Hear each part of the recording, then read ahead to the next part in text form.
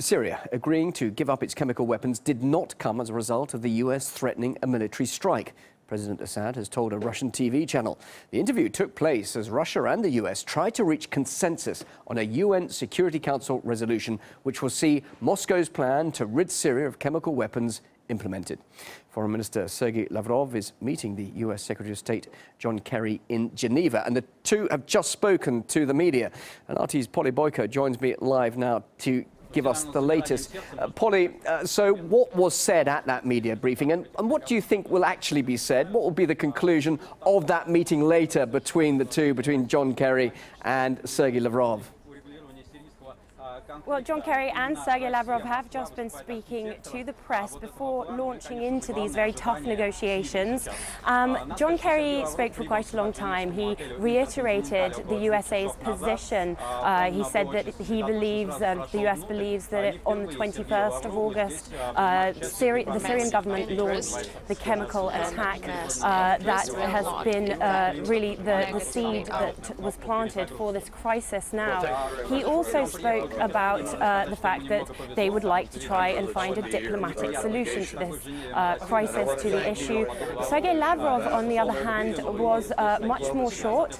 He said that he didn't prepare a politicized speech, that everybody knows Russia's position. Both said that differences remain between the two sides, and they're going to try very hard to try and hammer out a deal, but the priority is to disarm Syria of its chemical weapons arsenal. So we know that sticking points remain. It's a question of whether or not they can reconcile them over the next day or so when they're going to be discussing it. One particular major sticking point is the threat of force. We know that the US, the UK and France have said that any resolution that goes to the United Nations must be backed up by the threat of force against Syria if they don't comply with any plan or any deal that's hammered out. Now, Russia says that that's unacceptable. We also know that Bashar al-Assad has said that that would be a game changer. He wouldn't agree to it either, that the threat of force by the US must be off the table in order for this plan to proceed. So we're going to see whether they can reconcile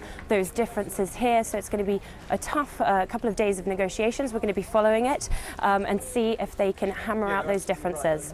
And those differences, those sticking points, of course, were touched on during that interview with Russian television with Bashar al-Assad, the Syrian president. What did he have to say more on those difficulties, those sticking points?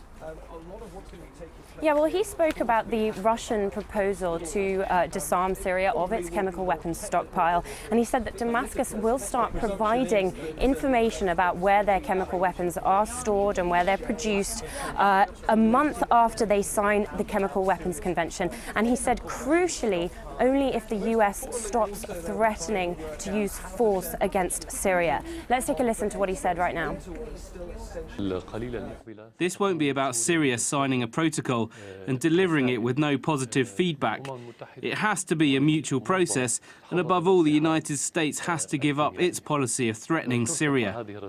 Once we see the United States truly want stability in the Middle East, once we see it refrain from threatening us and pursuing intervention, once we see them stop supplying weapons to terrorists, then we'll consider this process is truly acceptable for Syria, and we'll look to finalise it.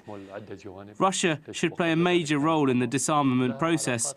We don't trust Washington and don't talk to them. Moscow is the only party that can fulfil this role now. Bashar al-Assad also spoke about Turkey, Saudi Arabia and Qatar and accused them of supplying the Syrian rebels, whom he accuses of using chemical weapons. He also said that it could be the USA behind the chemical weapons attacks, and that countries that have supported Syrian terrorists with chemical weapons need to take responsibility for their actions. Now, finally, the Syrian president said that he fears that the Syrian rebels could try to stage a chemical weapons attack against Israel as a further act of provocation. Following those developments there in Geneva, Polly Boyko, thanks very much indeed for that. More from you, no doubt, over the next few hours. Well, meanwhile, the